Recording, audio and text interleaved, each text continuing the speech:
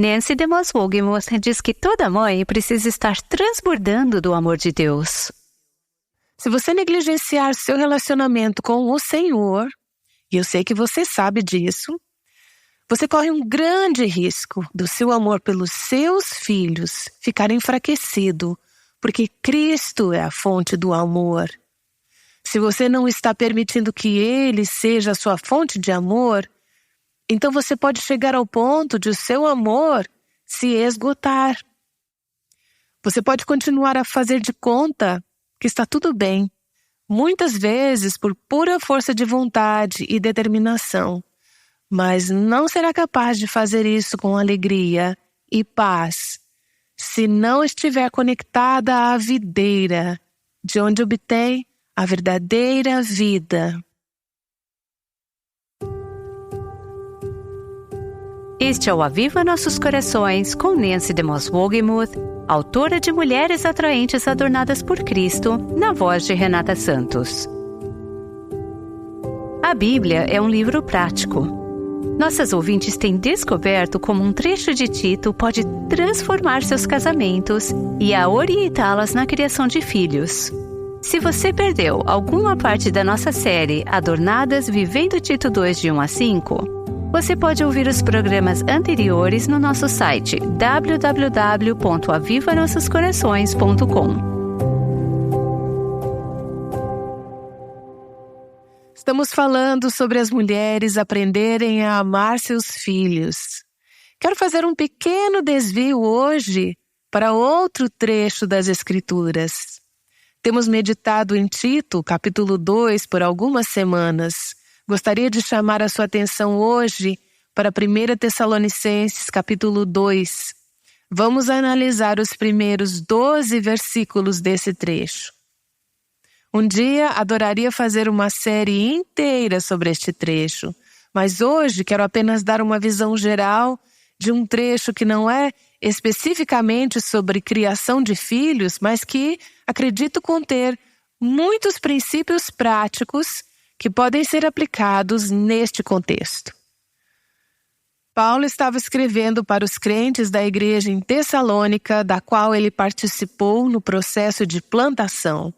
Ele cuidava deles como cuidaria de seus próprios filhos. Paulo tinha um coração de pai. Ele frequentemente falava sobre Timóteo e Tito como seus verdadeiros filhos na fé. Ele entendia que o corpo de Cristo é uma família, mães, pais, filhos, irmãos e irmãs. Ele usa essas imagens como metáforas que podem ser aplicadas às nossas famílias físicas a partir do corpo de Cristo. Portanto, Paulo diz em 1 Tessalonicenses, no capítulo 2, versículo 1, Irmãos, vocês mesmos sabem que a visita que lhes fizemos não foi inútil. Mesmo aqui, ele os chama de irmãos. Está no contexto de um relacionamento familiar sobre o qual ele está falando. Vocês mesmos sabem que a visita que lhes fizemos não foi inútil. Eu não quero forçar o texto aqui, mas é interessante para mim, enquanto meditava sobre isso, que Paulo tomou a iniciativa de ir ao encontro dos tessalonicenses, aquelas pessoas que viviam em Tessalônica, como é chamada hoje. Ele tomou a iniciativa. Este é um exemplo da iniciativa que os pais têm com seus filhos. Criar filhos requer toneladas de iniciativa por parte dos pais. Nossa visita a vocês. Não esperamos que vocês venham até nós. Nós fomos até vocês, iniciamos isso. Tínhamos o Evangelho, fomos confiados com ele e queríamos que vocês também o tivessem. Então, levamos a vocês. Os pais, na maioria das vezes, são os iniciadores no evangelismo, discipulado espiritual e desenvolvimento de seus filhos. Paulo os chama de irmãos. Ele queria ter um relacionamento familiar espiritual com aqueles que eram seus filhos na fé. você quer, em última instância, que seus filhos sejam seus irmãos e irmãs espirituais, não apenas seus filhos. Eles sempre serão seus filhos, mas você quer que eles venham a conhecer Cristo e crescer em Cristo de tal maneira que se tornem parte da sua família espiritual como irmãos e irmãs em Cristo. Ele diz: nossa visita a vocês não foi inútil. Houve dificuldades envolvidas. Se você voltar ao livro de Atos, poderá ler sobre a época em que Paulo passou lá com os Tessalonicenses. Ele enfrentou alguns desafios e dificuldades, mas, pela graça de Deus, Deus trouxe frutos do ministério de Paulo lá. Deixe-me dizer que, pela graça de Deus, seu ministério como mãe não será em vão. Haverá frutos. Os frutos podem não surgir tão rapidamente quanto você deseja. Na criação de filhos, por sua própria natureza, você não vê resultados instantâneos. Mas ao olhar para trás, você poderá ver que, ao ser fiel, Deus dará frutos. Seu testemunho, seu compromisso e sua fidelidade para com seus filhos não serão em vão. Isso não significa que todos os seus filhos necessariamente se tornarão gigantes espirituais. Alguns de seus filhos podem escolher rejeitar os caminhos de Deus. Mas se você tem sido fiel ao ministério que Deus te confiou como mãe, o que você fez não será em vão e de alguma forma Deus será glorificado. Mantenha isso em mente quando enfrentar dias difíceis e desafios na criação diária de seus filhos. No versículo 2, Paulo diz: apesar de termos sido maltratados e insultados em Filipos, como vocês sabem, com a ajuda de nosso Deus. Isso é o que aconteceu com Paulo antes de chegar a Tessalônica, tá? Com a ajuda de nosso Deus, tivemos coragem de anunciar-lhes o Evangelho de Deus em meio a muita luta. Vejo aqui, apenas por aplicação, um exemplo da disposição de servir seus filhos e criá-los fielmente, mesmo quando você está passando por momentos difíceis em sua vida. Além do relacionamento com seus filhos, há outras coisas acontecendo em sua vida. Você pode ter pais idosos com quem está lidando. Pode estar acontecendo situações difíceis em seu local de trabalho, na empresa do seu marido, ou problemas financeiros, questões de saúde ou dificuldades na sua igreja. Você pode estar enfrentando a criação dos filhos em meio a muito sofrimento, conflitos ou problemas em sua vida. Mas Deus pode lhe dar a graça para ser fiel na criação desses filhos, mesmo quando enfrenta outras dificuldades em sua vida. Eu olho ao redor dessa sala e vejo algumas mulheres que criaram seus filhos em meio a temporadas de vida muito difíceis e algumas que estão passando por isso agora. Há uma graça especial do Senhor para te capacitar. E qual era o objetivo de Paulo ao chegar aos Tessalonicenses? Ele diz: tivemos coragem de anunciar-lhes o Evangelho de Deus em meio a muita luta. O Evangelho era tudo para Paulo.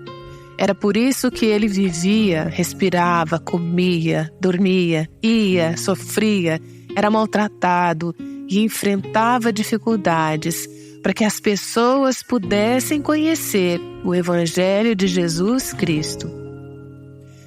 Seu objetivo como pai ou mãe é evangelizar seus filhos, trazê-los ao Evangelho, não apenas para que façam uma profissão de fé, mas para que eles realmente venham a conhecer Jesus Cristo de maneira genuína e autêntica, de forma que suas vidas sejam transformadas, tornando-se seguidores de Cristo. Portanto, você estará disposta a passar e suportar o que for necessário para poder declarar ousadamente, através de sua vida e de palavras, ao longo do tempo, o Evangelho a seus filhos? Nos versículos 3 a 6, Paulo fala sobre a questão das motivações, o porquê de estarmos fazendo isso. Ele diz: pois nossa exortação não tem origem no erro, nem em motivos impuros, nem temos intenção de enganá-los. Pelo contrário, como homens aprovados por Deus, a ponto de nos ter sido confiado por Ele o Evangelho, não falamos para agradar as pessoas, mas a Deus, que prova os nossos corações. Vamos parar por aqui por um momento.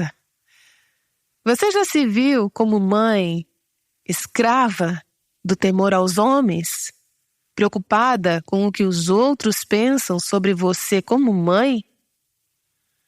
Quando seus filhos se comportam mal, seu filho está lá na salinha da escola dominical e a professora te fala no final do culto que ele se comportou muito mal. Às vezes, nosso primeiro pensamento é: como isso reflete sobre mim como mãe? Paulo diz: não estávamos preocupados em agradar aos homens. Estávamos preocupados em agradar a Deus. Foi Ele quem nos chamou para isso. Se pudéssemos saber que agradamos a Deus, então não importava tanto o que os outros pensavam. Em versículo 5 diz: vocês bem sabem, a nossa linguagem nunca foi de bajulação, nem de pretexto para ganância. Deus é testemunha.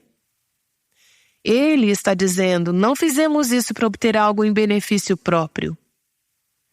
Qualquer pessoa que tenha ideias românticas sobre a criação de filhos, assim que tiver um, essas ideias serão desfeitas, porque se você estiver pensando que vai receber algo em troca, em muitos casos, ficará decepcionada. Em última instância, pode haver muitas recompensas, mas Paulo diz: nosso objetivo não era ganho pessoal. Fizemos isso porque Deus nos chamou para isso. Amamos vocês e somos comprometidos com vocês e queríamos que vocês tivessem o Evangelho. No versículo 6 diz: nem buscamos reconhecimento humano, quer de vocês, quer de outros. Ou seja, não estávamos tentando ganhar o prêmio de melhor mãe do ano. Nosso objetivo não era obter a glória dos outros.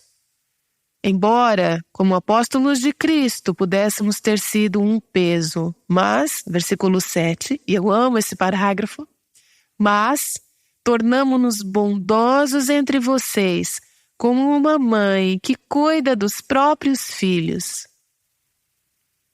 As pessoas pensam no apóstolo Paulo como alguém muito forte, poderoso, dinâmico, talvez até irritado, ou, como alguns dizem, um tipo de apóstolo arrogante.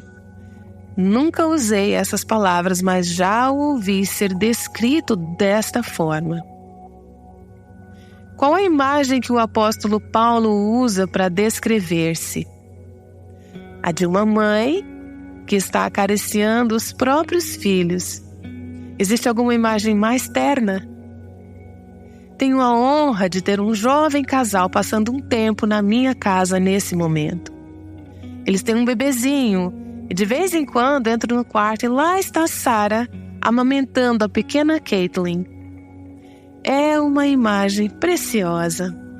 Há uma ternura, uma compaixão, uma bondade e uma gentileza que se vê em uma mãe enquanto ela amamenta seu bebê. O apóstolo diz: é assim que fomos com vocês como pais espirituais. Fomos gentis, fomos ternos. Não significa que não havia questões que precisavam ser tratadas. Veremos que havia questões que precisavam ser tratadas. Paulo estava disposto a enfrentá-las e estava disposto a ser ousado quando necessário. Mas ele também tinha essa gentileza, a qual podemos perceber também no versículo 8. Sentindo assim tanta afeição por vocês, decidimos dar-lhes não somente o Evangelho de Deus, mas também a nossa própria vida, porque vocês se tornaram muito amados por nós. Esta é a linguagem do amor. Este é um discurso sobre o amor. É um pai amoroso e espiritual. Que excelente exemplo para nós como pais e mães. Nós desejávamos vocês afetuosamente. Não viemos apenas para transmitir nossa mensagem, para pregar o Evangelho a vocês. Viemos para nos doar a vocês, porque nos importávamos com vocês, nós os amávamos. Vocês se tornaram muito queridos para nós. Isso me lembra da passagem em Isaías 49, de 15 a 16, onde vemos o coração paterno, terno e compassivo de Deus. Ele diz: será que uma mãe pode esquecer do seu bebê que ainda mama e não ter compaixão do filho que gerou?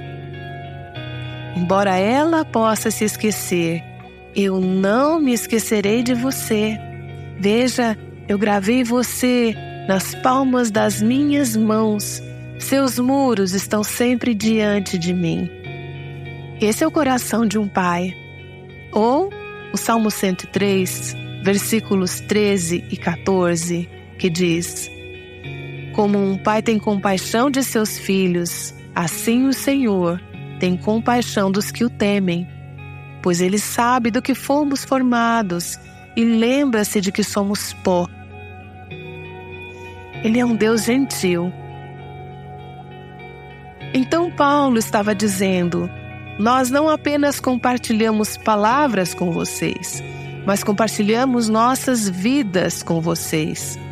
Lembrando que mais é aprendido por observação do que por muita falação quando se trata de discipular seus filhos. Em seguida, o versículo 9, e aqui está a parte que você sabia que estava chegando, diz assim: irmãos, certamente vocês se lembram do nosso trabalho esgotante e da nossa fadiga. Trabalho. Essa é uma palavra que combina com ser mãe. Eu nasci no dia do trabalho. Foi um dia real de trabalho para minha mãe. Eu fui a primeira de 7 filhos. Minha mãe ficou grávida na maior parte dos 5 primeiros anos de casamento. Ela teve 6 filhos nos 5 primeiros anos de casamento. Vocês conseguem imaginar quanto trabalho? Muito! O apóstolo Paulo diz que há muito trabalho e fadiga envolvidos na criação dos filhos. Trabalhamos noite e dia. Isso também soa como a descrição do trabalho de uma mãe, né? Trabalhamos noite e dia para não sermos pesados a nenhum de vós quando vos pregamos o Evangelho de Deus. Paulo estava dizendo: estávamos dispostos a fazer o que fosse preciso para transmitir a fé em Jesus Cristo a vocês. Stephen e Janet Blind escreveram um livro chamado How to be a Good Mom, ou, em tradução livre, Como Ser uma Boa Mãe.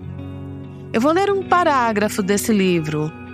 Diz assim, abre aspas: nenhum trabalho na terra exige mais força física, mental, social, emocional e espiritual do que ser uma boa esposa e mãe. Se uma mulher está procurando por uma vida fácil, ela pode ser treinadora de jogos de tênis, garimpar pedras preciosas ou fazer parte de um time de patinação. Não há nada fácil em ser uma boa mãe. Pode ser exaustivo, dilacerante e angustiante. E isso é apenas no período da manhã. Fecha aspas. É um trabalho difícil. Ser mãe requer sacrifício, abnegação, muito trabalho árduo e muita fadiga. É um trabalho de 24 horas por dia. Não há férias. Sua família pode até sair de férias, mas muitas vezes é quando você trabalha ainda mais, não é? Durante as férias. Sem folgas. Não é um trabalho de meio período. Haverá momentos em que você sentirá que não tem mais nada para dar. Isso é verdade em qualquer coisa que Deus te chame para fazer.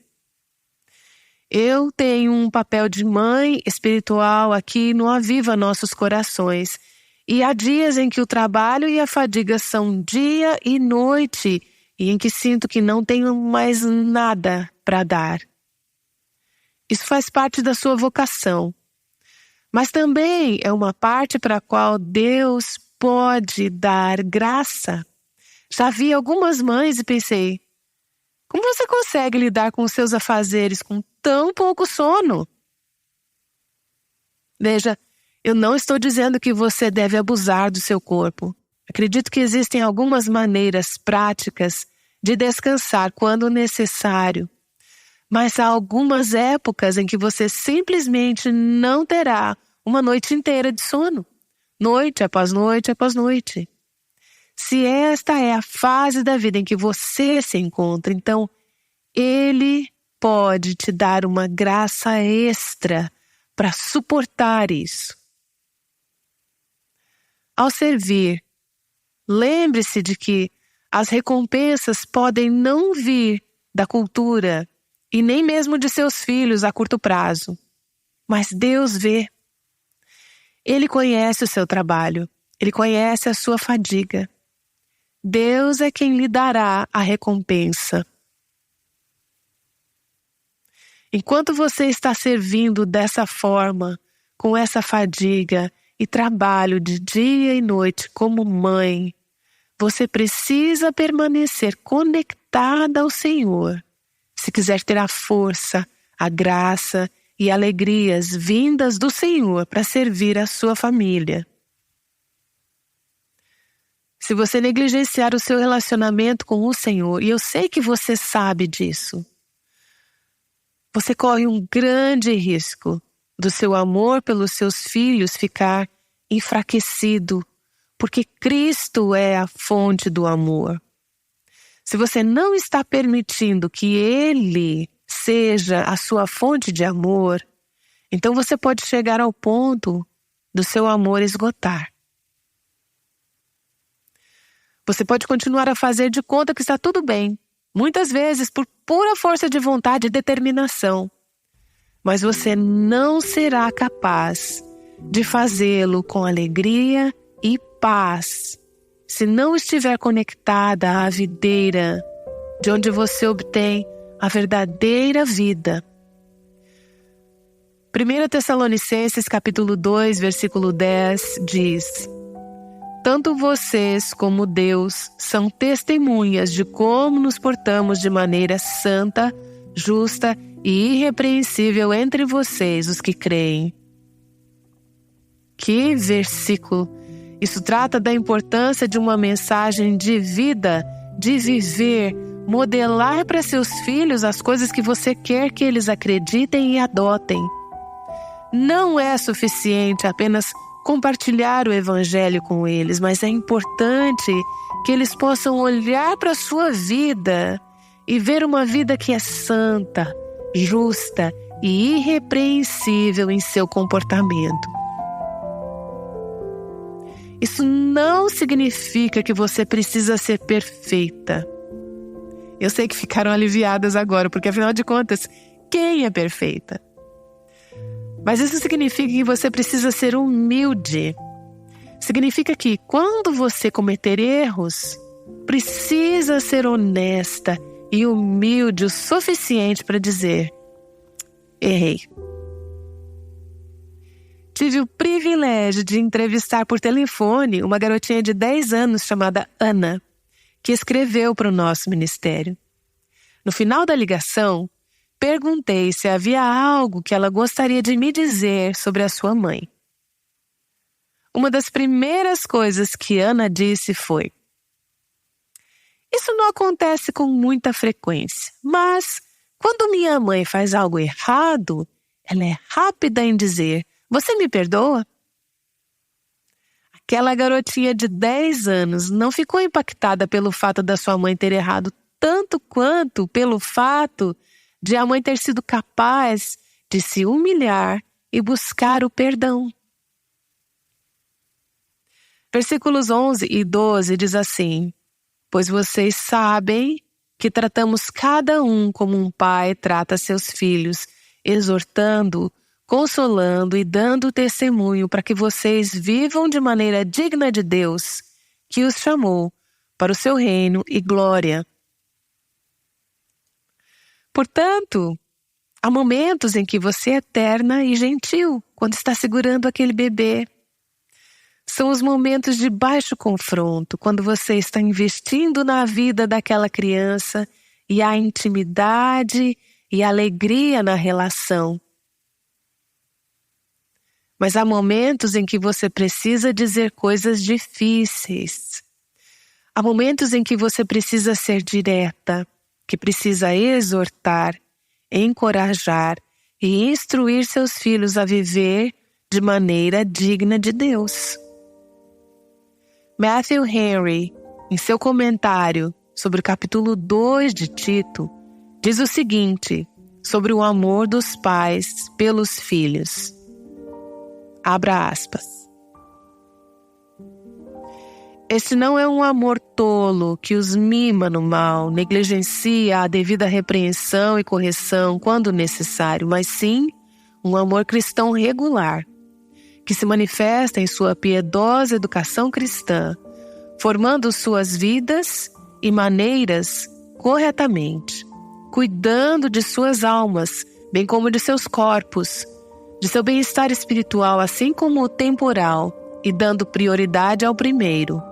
Fecha aspas. Em outras palavras, o foco está na formação espiritual de seus corações, com disciplina, treinamento e correção. Ambos são difíceis e nenhum deles acontece da noite para o dia. Mas não há amor. Você não está amando os seus filhos, se não lhes está dando disciplina, treinamento e correção. O amor não significa mimá-los, ceder aos caprichos e demandas deles. Acho que para muitos pais há essa pressão, especialmente quando começam a ter adolescentes, de buscar a aprovação de seus filhos e o medo de arriscar serem rejeitados. Quem irá querer que seus filhos fiquem bravos com eles? Mas há momentos em que você precisa arriscar a desaprovação deles e perceber que antes de ser amiga, você é mãe deles. Há momentos em que, com um espírito de gentileza e uma vida que respalde isso, ou seja, não tente disciplinar e treinar se a sua vida for hipócrita e seus filhos sabem que você diz uma coisa e vive outra. Mas com uma vida que seja santa e humilde, você precisa ser honesta com seus filhos sobre áreas em que eles precisam ser treinados e corrigidos nos caminhos do Senhor. Alguém me disse durante o intervalo da gravação: dá para perceber quando são as crianças que mandam em casa. Acho que hoje vemos uma filosofia de criação de filhos muito centrada na criança, até mesmo em muitas casas cristãs, onde há pouca restrição e as crianças têm a permissão para ficarem fora de controle. Esta não é a imagem de uma casa cristã que a Escritura nos exemplifica.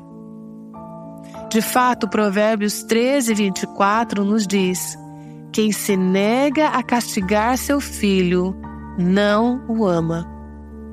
Estamos falando sobre mães amando seus filhos. Mas ele está dizendo, se você não corrige seus filhos de forma bíblica, então, na verdade, você não os ama. Mas quem o ama não hesita em discipliná-lo. Não é fácil e precisa ser feito com amor e cuidado, não com raiva, não com a cabeça quente, não de forma brutal. Mas há maneiras bíblicas e talvez façamos uma série inteira sobre isso em algum momento no Aviva Nossos Corações. Isso se encaixa com a descrição do Senhor que, como diz em Hebreus 12, pois o Senhor disciplina a quem ama e castiga todo aquele a quem aceita como filho. Li recentemente um artigo sobre uma nova pesquisa da Barna. A pesquisa mostrou que muitos pais cristãos estão comprando mídias como DVDs, músicas e jogos de videogame para seus adolescentes ou crianças mais novas, apesar de terem convicções pessoais contrárias ao conteúdo da mídia adquirida. Um grande número de pais, na faixa de 25% a 30%, dependendo da mídia em questão, estão comprando coisas para seus filhos que sabem que não são boas para suas almas. O título desse artigo era Pais cristãos escolhem satisfazer seus filhos em vez de Deus. Antes de ficarmos muito impressionadas com isso, pergunte a si mesma: há alguma maneira pela qual eu não esteja disciplinando meus filhos para pensar e viver de acordo com os caminhos de Deus? Eu tenho alguns amigos que, quando sua filha era um bebê pequeno, o pai a pegou no colo e disse: Lorena, nós te amamos, mas queremos que você saiba que você não é o centro do nosso mundo. Este mundo não gira em torno de você. Eu pensei, sim, ela aprendeu com certeza. Bem, Lorena agora tem 3 anos e seus pais ainda estão tendo que ensinar essa criança que ainda não está regenerada, que o mundo não gira em torno dela. Recentemente vi uma reportagem no programa 60 Minutos da CBS chamada A Geração do Milênio Está Chegando. A reportagem tratava da nova geração de trabalhadores americanos. Não tenho tempo para ler o texto completo, mas existem cerca de 80 milhões de millennials, ou geração do milênio, nascidos entre 1980 e 1995, e são esses que agora estão ingressando no mercado de trabalho, substituindo os baby boomers, que agora estão chegando aos 60 anos. A reportagem diz que essas crianças, esses millennials, foram criados por pais superprotetores que lhes diziam que eram especiais, que jogavam em campeonatos sem perdedores ou vencedores, todos são vencedores. Eles estão cheios de troféus por participação. O local de trabalho tornou-se um campo de batalha psicológico. Os millennials têm vantagem porque são especialistas em tecnologia. Com todos os dispositivos imagináveis, quase se tornando uma extensão de seus corpos, eles fazem várias coisas ao mesmo tempo. Caminham, falam, ouvem, digitam e mandam mensagens. Suas prioridades são simples. Eles vêm em primeiro lugar. Alguém que fez muitas pesquisas sobre esse grupo de idade disse o seguinte em relação ao comportamento de muitos deles no ambiente de trabalho. Alguns desses jovens são absolutamente incorrigíveis. É do jeito deles ou de jeito nenhum. Aqui está outra descrição dada sobre os millennials. Diz assim: essas empresas estão lidando com novos funcionários que querem entrar no trabalho com seus iPods e Havaianas ao meio-dia e se tornarem o CEO da empresa ao final da primeira semana. Alguém que ensina cursos para millennials sobre como sobreviver no local de trabalho diz: embora essa geração tenha habilidades técnicas extraordinárias, uma infância cheia de troféus e adulação não os preparou para as duras realidades do trabalho. Agora temos uma geração chegando ao mercado de trabalho que cresceu com a expectativa de que eles irão automaticamente vencer e sempre serão recompensados apenas por comparecer. Os empregadores estão aprendendo que a única maneira de manter essa nova geração no trabalho é dar-lhes o que eles querem. Isso não quer dizer que não haja coisas muito boas a serem ditas sobre as habilidades e o coração de alguns dessa geração. Mas o que eu quero dizer, pais, é que vocês estão determinando o que será escrito sobre a próxima geração de trabalhadores. O que será? Como eles serão descritos? Essa geração de novos trabalhadores foi moldada ao longo dos últimos 18 a 25 anos por pais que tinham uma filosofia de criação. E agora ela está entrando na cultura adulta.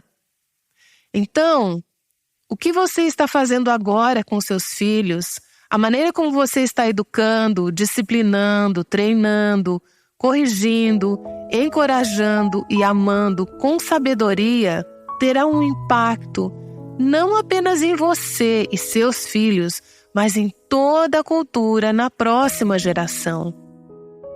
Ao treiná-los, lembre-se de que este é o meio de transmitir o Evangelho para a próxima geração. É isso que torna a sua tarefa como pai e mãe tão crucial. É por isso que, mães, vocês precisam amar seus filhos, mesmo quando eles não entendem, mesmo quando não estão sendo amáveis. Lembrem-se da passagem em Oséias, capítulo 11, versículos de 1 a 4, onde Deus diz: quando Israel era menino, eu o amei, e do Egito chamei o meu filho. Mas quanto mais eu o chamava, mais eles se afastavam de mim. Eles ofereceram sacrifícios aos Baalins e queimaram incenso aos ídolos esculpidos. Mas fui eu quem ensinou Efraim a andar, tomando-o nos braços. Mas eles não perceberam que fui eu quem os curou. Eu os conduzi com laços de bondade humana e de amor. Tirei do seu pescoço o jugo e me inclinei para alimentá-los. Deus fez isso por seus filhos rebeldes e resistentes que simplesmente não entendiam. Deus diz: eu nunca parei de amá-los, eu nunca parei de cuidar, nunca parei de alimentá-los, nunca parei de investir neles. Alguns de vocês estão em uma fase da vida com filhos em que talvez precise demonstrar amor de forma mais dura. Isso não significa que você os ama da maneira que eles querem ser amados ou que exigem ser amados. Mas você nunca para de amar, assim como Deus nunca parou de nos amar, a você e a mim. Nesse Demos Wogmoth eu tenho oferecido conselhos úteis para as mães. Você não pode amar seus filhos sem estar cheia do amor de Deus.